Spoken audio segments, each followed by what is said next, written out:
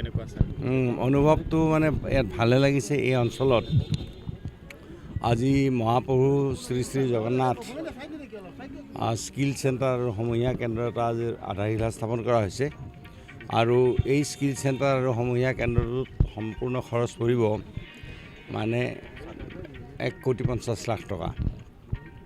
গতিকে এইটো চেণ্টাৰ হৈ যোৱাৰ পিছত ইয়াতে আমাৰ ৰাইজে সমূহীয়াভাৱে তেওঁলোকৰ যিবিলাক অনুষ্ঠান প্ৰতিষ্ঠান সেইবিলাকৰ বাবে সভা সমিতি পাতিব পাৰিব। ৰাজহুৱা যিবিলাক আমাৰ ৰাইজৰ ফাংচন সেইবিলাকো কৰিব পাৰিব আৰু লগতে এই অঞ্চলৰ ল'ৰা ছোৱালী সকলোকে স্কিল ট্ৰেইনিং ইয়াতে দিব পৰা যাব। গতিকে স্কিল ট্ৰেইনিংটো দিলে আমাৰ ল'ৰা ছোৱালীবিলাকৰ ভাল হ'ব। বিভিন্ন ছেক্টৰৰ ট্ৰেইনিং হ'ব, তেওঁলোকৰ মেকানিকেল ট্ৰেইনিং হ'ব, অন্যান্য বিভিন্ন ট্ৰেইনিং স্কিল ট্ৰেইনিং হ'ব আৰু যিকেইটা স্কিলত প্ৰায় 1400 মানে ট্ৰেড আছে টোটেল।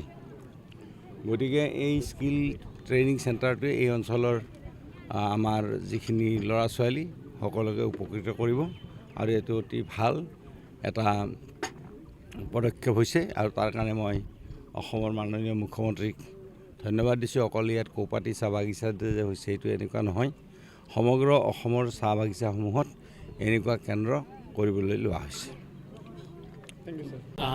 চাওক, কথাটো হৈছে অসম চৰকাৰৰ মাননীয় কেবিনেট মন্ত্ৰী চন্দ্ৰমোহন পাটোৱাৰী ডাঙৰীয়া আহিছে।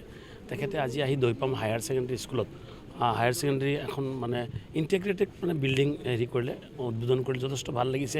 মই বিধায়ক হিচাপে তেখেতক ধন্যবাদ জ্ঞাপন কৰিছোঁ যে অসম চৰকাৰে আজি 7 কোটি টকাৰ এখন বিল্ডিং, আগতো 72 লাখ টকা এটা দিছোঁ, ডেট মিনছ 7,72,00,000 টকাৰ মানে বিল্ডিং দৈপাম হায়াৰ ছেকেণ্ডেৰী এখন ভিতৰৰ অঞ্চলত দিব পাৰিছোঁ। ইয়াতকৈ আৰু ভাল কাম কি হ'ব পাৰে? এজন বিধায়ক হিচাপে মই বহুত গৌৰৱান্বিত আৰু আনন্দিত হৈছোঁ।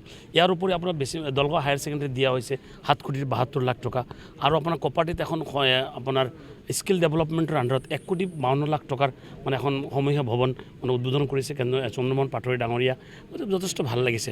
সমষ্টিৰ যেতিয়া উন্নয়ন হয় তেতিয়া অন্তৰাত্মাই শান্তি পায়। কথা এটা, দলগাঁৱৰ উন্নয়নে মূল লক্ষ্য মোৰ আৰু বেলেগ কথা।